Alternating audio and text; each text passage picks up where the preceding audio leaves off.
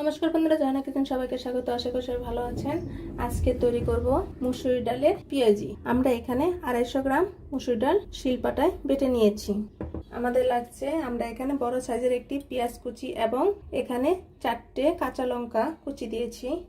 প্রয়োজন মতো লঙ্কার গুঁড়ো, আমরা এখানে ধনিয়া পাতা নিয়েছি কুচি করে। এখানে আদা রসুন এবং জিরে 1 চা চামচ পরিমাণের মতো আছে। হলুদ গুঁড়ো প্রয়োজন মতো, লবণ এবং ধনিয়ার গুঁড়ো।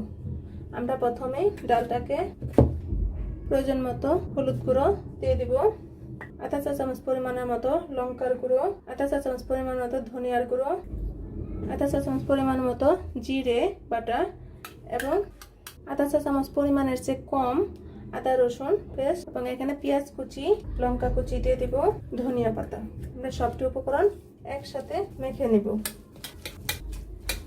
প্লিজ বন্ধুরা, যারা এখনো সাবস্ক্রাইব করেননি তারা প্লিজ একটি সাবস্ক্রাইব করে দিবেন এবং একটি লাইক করে দিবেন। আপনারা আমার পাশে থাকবেন, নতুন নতুন রেসিপি নিয়ে আপনাদের সাথে হাজির হব। এখন প্রয়োজন মতো লবণটা দিয়ে দিব। আপনারা অবশ্যই লবণটা চেক করে দেবেন। মুসুরি ডালের পেঁয়াজি খেতে খুবই টেস্ট হয়। আমাদের ডালগুলো সব ম্যারিনেট করা শেষ হয়ে গেছে। এখন আমরা তেলে ভেজে নিব।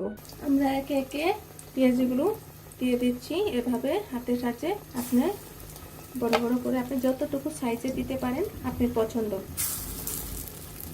আর ঝালটা আপনার পছন্দ অনুযায়ী আপনি দিয়ে দিবেন। চুলার আঁচটা মিডিয়াম টু লোতে রাখবেন। আমরা এখানে কোনো বেসন ইউজ করিনি এবং কর্নফ্লাওয়ারও ইউজ করিনি।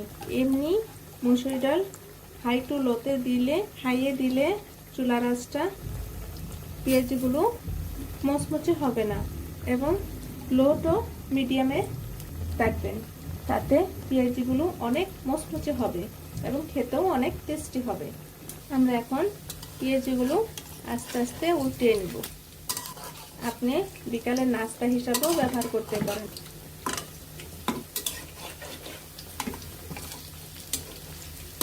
এইভাবে বড় বড় সাইজের পেঁয়াজি ছেলে মেয়েদেরকে যদি ভেজে বিকালে নাস্তা হিসাবে দেন, ছেলে মেয়েরা খুবই খুশি হবে এবং খুব টেস্টি সহকারে খেয়ে নেবে তারা।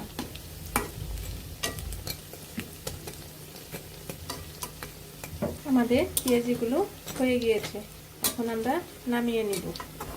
কতটা মুচমুচে হয়েছে। আপনি এইভাবে যখন ইচ্ছে তখনই পেঁয়াজি বাসায় তৈরি করে নিতে পারেন এবং খুব কম সময়ে। এবং পেঁয়াজিটি কেমন হলো অবশ্যই কমেন্টে জানাবেন। ভিডিওটি দেখার জন্য ধন্যবাদ। দেখুন পেঁয়াজিটি কতটা মুচমুচে হয়েছে এবং আপনি আওয়াজ শুনলেই বুঝতে পারবেন। ভিডিওটি দেখার জন্য ধন্যবাদ। Thank you.